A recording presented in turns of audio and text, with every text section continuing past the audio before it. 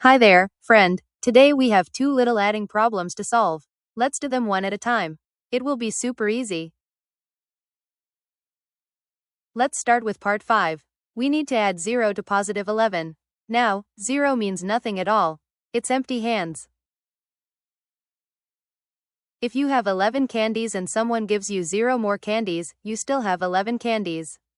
Adding 0 to any number gives you the same number back. Our answer for part 5 is positive 11. That was so quick. Now let's move on to part 6. Okay, now we have 3 positive numbers to add together. Let's go step by step. First, we will add the first 2 numbers. Let's add 13 and 18. 3 plus 8 is 11. We write 1 and carry 1. 1 plus 1 plus 1 is 3. So we get 31. Now we take our 31 and add 8 more. 1 plus 8 is 9. Bring down the 3. That gives us 39.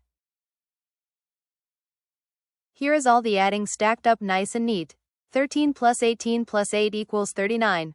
You can see the little carry 1 on top. Wonderful job. Our answer for part 6 is positive 39. You solved both problems like a star. Keep up the great work.